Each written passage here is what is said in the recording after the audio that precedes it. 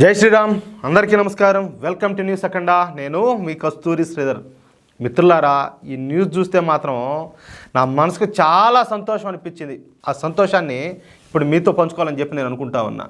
సంబాల్ నిజానికి ఈ పేరు మొన్నటి వరకు ఎవరికి కూడా తెలీదు, కానీ ఇప్పుడు ఈ సంబాల్కు సంబంధించినటువంటి అనేకమైన విషయాలు వెలుగులోకి వస్తున్నాయి. అవి కూడా ఈ ప్రపంచాన్ని ఆశ్చర్యపరిచే విషయాలే కావడం గమనార్హం. ఒకటి కాదు, రెండు కాదు, మూడు కాదు, అనేకమైనటువంటి ఈ చారిత్రాత్మక అంశాలు సంబాల్లో వెలుగులోకి వస్తున్నాయి. సంబాల్ జామా మసీద్ విషయంలో ఉద్రిక్త పరిస్థితులు నెలకొనడంతో ఈ సంబాల్ అల్లర్లో పాల్గొన్నటువంటి జిహాదీల కోసం యోగి ప్రభుత్వం పెద్ద ఎత్తున సెర్చ్ ఆపరేషన్లు ప్రారంభించిన సంగతి మీకు అందరికీ తెలిసిందే. ఇదే వాళ్ళు కూడా అనుకుంటారు, ఏదో ఈ జామా మసీద్ విషయంలో మేమేదో చేస్తున్నాము అని చెప్పి వాళ్ళు ఏదో అనుకుంటుంటారు. కానీ అసలు దేవుడు ఈ సంబాల విషయంలో ఎలాంటి స్క్రిప్ట్ రాసినాడంటే, వీళ్ళు ఏమనుకుంటారు, ఓయమ్మ ఏదో మేము మసీద్ విషయంలో మేమేదో పోరుకాడుతున్నాము, వీళ్ళు ఏదో భయపడిపోతారని చెప్పి వాళ్ళు అనుకుంటారు. కానీ అది దేవుడు తనకు సంబంధించి ఒక ప్రతినిధిని నిలబెట్టినట్టు యోగి ఆదిత్యనాథ్ గారిని ఆడ నిలబెట్టారు ముఖ్యమంత్రి రూపంలో. సరే, తర్వాత ఏం జరిగింది? మొత్తం సంబాలంతా గాలించి ఎక్కడెక్కడ ఇలాంటి గుళ్ళు, గోపురాలు, దేవాలయాలు, బావులు ఇట్లాంటి ఏముండాయో, హిందుత్వ ఆనవాళ్ళు ఎక్కడెక్కడ ఉన్నాయో మొత్తం అన్ని అతకమన్నాడు, లోడమన్నాడు అన్నీ కూడా. చూడండి, దాంతో ఎన్ని బయటపడుతున్నాయో మనం చూస్తున్నాం, మనం వింటున్నాం. అవునా కదా? ఇక్కడ మరొక ముఖ్యమైన విషయం ఏంటంటే, ఈ సంబాల్ అంటే మరేదో కాదు, మనం వినేటటువంటి, మనం చదువుకున్నటువంటి, మనం తెలుసుకున్నటువంటి సంబళ నగరమే ఈ సంబాల్. కల్కి అవతారం ఎత్తేది అక్కడే, ఆ ప్రాంతంలోనే. కాబట్టి దేవుడు ఆల్మోస్ట్ ఆయన స్క్రిప్ట్ అయితే మొదలు పెట్టేసినాడు. ఇంకా స్టోరీ మొదలైపోయింది. ఇంకా ఇప్పటి నుంచే ఇంకా ఈ కలియుగాంతం ఎట్లవుతుంది, ఏం జరుగుతుంది అనేది, ఎక్కడి నుంచే ఏందనేది ఆ నుంచే స్టార్ట్ అవబోతుంది. ఇంకా దానికి మనం చేసుకున్న అదృష్టమో, మన పూర్వజన్మ యొక్క పుణ్యఫలమో ఏమో, కానీ మనం ఇప్పుడు ఆ చరిత్ర మనం ఉండే రోజుల్లోనే ఈ టైంలోనే ఇది స్టార్ట్ అయింది. అవునా కదా? ఒకసారి మీరు ఆలోచించండి. సరే, ఇంకా అసలు విషయానికి వస్తే, ఈ సెర్చ్ ఆపరేషన్లో అనేక రహస్యాలు అయితే బయటపడతానే ఉన్నాయి. 3 చారిత్రాత్మకమైనటువంటి దేవాలయాలు బయటపడినాయి. అదేవిధంగా 1200 సంవత్సరాల చరిత్ర ఉన్నటువంటి చారిత్రాత్మకమైన బావి కూడా వెలుగు లేకొచ్చింది. అలాగే నిన్న కొత్తగా ఈ సంబాల్లో నిర్మించినటువంటి అతి రహస్యమైన మెట్ల బావి సొరంగ మార్గాలను కూడా కనిపెట్టినారు. ఇప్పుడు మరికొన్ని విషయాలు కూడా వెలుగు లేకొచ్చాయి. అవేంటో ఇప్పుడు మీకు చెప్పే ప్రయత్నం చేస్తా. ఒకప్పుడు ఈ సంబాల ప్రాంతం హిందువులకు పవిత్రమైనటువంటి పుణ్యక్షేత్రంలా బాసిల్లిందంట. ఇక్కడ 10ల సంఖ్యలో దేవాలయాలతో ఈ సంబాల ప్రాంతం అంతా కూడా ప్రశాంతంగా ఉండేదంట. ఇక హిందువులు వారణాసి లాగానే ఈ సంబాల్ ప్రాంతాన్ని కూడా సందర్శించుకునే వాళ్ళంట. అర్థమైందా?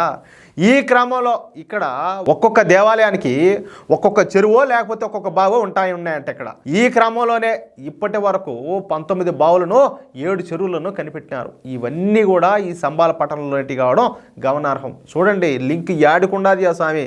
అసలు కొంచెం లోతుగా ఆలోచన చేస్తే, ఒరే నాయన, ఈ సంబళ నగరం ఇదే రా స్వామి, కలికి అవతారం ఎత్తేది ఇక్కడే రా స్వామి అనిపిస్తుంది. ఏ జనంలో ఏం అదృష్టం చేసుకునేవరా, మన టైంలో ఇవన్నీ బయటపడుతున్నాయి అని చెప్పి ఒకంత మనసుకు సంతోషంగా, ఒకంత గర్వంగా అనిపిస్తున్నాయి. అలాగే ఒకప్పుడు ఈ సంబాల పట్టణంలో హిందూ ఖేడా అనే అతి పెద్ద హిందువుల కాలనీ ఒకటి ఉంటా ఉన్నదంట. దాదాపుగా 1,00,000 మంది హిందువులు ఈ కాలనీలో నివసిస్తూ ఉన్నారు. ఆ తరువాత హిందూ కాలనీను ముస్లింలు ఆక్రమించుకున్నారు, దురాక్రమణదారులు. అలాగే సంబాల్లో మరొక పరమ పవిత్రమైనటువంటి ప్రాంతం ఉండదు, అదే దీప్ సరాయ్ కాలనీ. ఒకప్పుడు ఈ దీప్ సరాయ్ కాలనీలో పూర్తిగా హిందూ దేవాలయాలే ఉండేవంట. హిందువులు పెద్ద సంఖ్యలో ఇక్కడికి వచ్చి పూజలు, పునస్కారాలు నిర్వహించుకుంటా ఉన్నారు. ప్రస్తుతం ఈ దీప్ సరాయ్ కాలనీ మొత్తం కూడా ఆ వర్గం వాళ్ళ ఆధిపత్యంలోనే ఉండాలి, వాళ్ళ చేతల్లోనే ఉండాలి. చూడండి, ఇక ఈ సంబాల్లో హిందువులకు చెందినటువంటి 11 శ్మశాన వాటికలు ఉన్నాయంట. 11 శ్మశాన వాటికలు అంటే 1,00,000 మంది హిందువులు ఉన్నారంట ఆ కాలంలోనే. ఇంకెట్టుండింటుందో ఒకసారి ఊహించుకోండి. అప్పట్లో హిందువులు ఈ శ్మశాన వాటికల దగ్గరే అంత్యక్రియలు అయితే నిర్వహిస్తూ ఉన్నారంట. ఇప్పుడు మీరందరూ వినే ఉంటారు, కాశీలో చాలామంది తీసుకుపోయి అక్కడ పోయి దహన కార్యక్రమాలు చేస్తూ ఉంటారు. అదేవిధంగా ఈ సంబాల్లో కూడా అదే మాది చేస్తూ ఉన్నారంట. ఇక్కడ చేస్తే పుణ్యం వస్తుంది అనేసి. ప్రస్తుతం ఈ శ్మశాన వాటికలు కూడా ఆక్రమణకు గురైనాయి. దీంతో ఇప్పుడు యోగి ఆదిత్యనాథ్ ప్రభుత్వం కీలక నిర్ణయం తీసుకునింది. అదే సంబాల్ పట్టణానికి మళ్ళీ పూర్వ వైభవం తీసుకురావడం. అంటే ఈ సంబాల్ పట్టణాన్ని మళ్ళీ పవిత్ర పుణ్యక్షేత్రంగా మార్చడం అన్నమాట. ఇందుకోసం ఈ సంబాల్ పట్టణాన్ని మళ్ళీ పునర్నిర్మించాలని చెప్పేసి యోగి ఆదిత్యనాథ్ గారు భావిస్తున్నారు. ఇందులో భాగంగానే ముస్లింల దురాక్రమణకు గురైనటువంటి ఈ దేవాలయాలు, చెరువులు, శ్మశాన వాటికలు, హిందూ కాలనీలను మొత్తంగా తిరిగి స్వాధీనం చేసుకొని ఉన్నారు. అదేవిధంగా అప్పటి బావులను తిరిగి తవ్వించనున్నారు. ఇక సంబాల్ పట్టణానికి ఈ రోడ్లు, డ్రైనేజీ వ్యవస్థలను ఏర్పాటు చేయనున్నారు. అదేవిధంగా దురాక్రమణలకు గురైనటువంటి దేవాలయాలకు తిరిగి మరమ్మతులు చేసి ఆయా దేవాలయాలను గంగాజలంతో శుద్ధి చేసి వాటిలో మన హిందూ దేవి దేవతల విగ్రహాలను మళ్ళా ప్రతిష్ఠించున్నారు. చూడండి ఎంత శుభవార్తో, ఎంత గొప్ప వార్తో ఒకసారి చూడండి మీరు.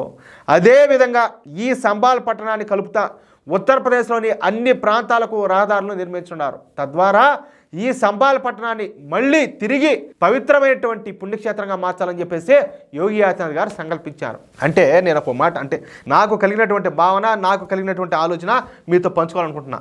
ఇప్పుడు వారణాసి, అదే మన కాశీ విశ్వనాథుడు ఉంటారు కదా, ఆ కాశీ ఎంత పవిత్రమైనటువంటి పుణ్యక్షేత్రమో నా దృష్టిలో ఈ సంబాల్ కూడా అలాంటిదేను. కాదంటే చరిత్రను కప్పెట్టేసి మనకు తెలియలే, కానీ ఇది సంబళ నగరమే. నేను నమ్ముతున్నా కల్కి అవతారం ఎత్తేది అక్కడేనని చెప్పేసి నేను నమ్ముతున్నా. మీరు నమ్ముతున్నారా? నాకు అట్లా అనిపిస్తాను చూడబోతా ఉంటే. లేకపోతే ఏంది విచిత్రాలన్నీ కూడా, భూమిలో బావులేంది, దేవాలయాలు ఏంది స్వామి ఇదంతా కూడా ఆశ్చర్యంగా ఉండాలి. లోడే కొద్దీ దాచిపెట్టబడిన మన చరిత్ర ఇంకెంత బయటకు వస్తుందో, ఇంకెంత వెలుగులోకి వస్తుందో, ఇంకా రావాలా. నిజంగా నేనైతే మొత్తం ఇదంతా పని పూర్తయిపోవాలా. ఈ దేవాలయాలంతా ఇప్పుడు యోగి ఆదిత్యనాథ్ గారు చెప్పినట్టు వాటిని మళ్ళీ పునర్నిర్మించాలా. అక్కడంతా పూజాది కార్యక్రమాలు స్టార్ట్ అవ్వాలా. మనం అందరం పోయి ఈ సంబలా నగరంలో ఉన్నటువంటి దేవాలయాలన్నింటినీ కూడా మనం సందర్శించుకోవాలా. ఆ రోజు వస్తుందని చెప్పి నేను నమ్ముతున్నా. నాతో పాటు మీరు నమ్ముతా ఉంటే ఈ న్యూస్ నలుగురికి షేర్ చేయండి. ఈ శుభవార్త నలుగురితోనూ పంచుకోండి. అదేవిధంగా మిత్రులారా, మీ యొక్క అమూల్యమైన అభిప్రాయాలను కామెంట్ రూపంలో తెలియజేయండి. సబ్స్క్రైబ్ చేసుకోవడం మాత్రం మర్చిపోద్దు. ఇలాంటి మరెన్నో ఇంట్రెస్టింగ్ వార్తలను ఎప్పటికప్పుడు మీరు పొందాలనుకుంటే మన ఛానల్ సబ్స్క్రైబ్ చేసుకోండి. ప్లీజ్ సపోర్ట్ చేయండి. జై శ్రీరామ్.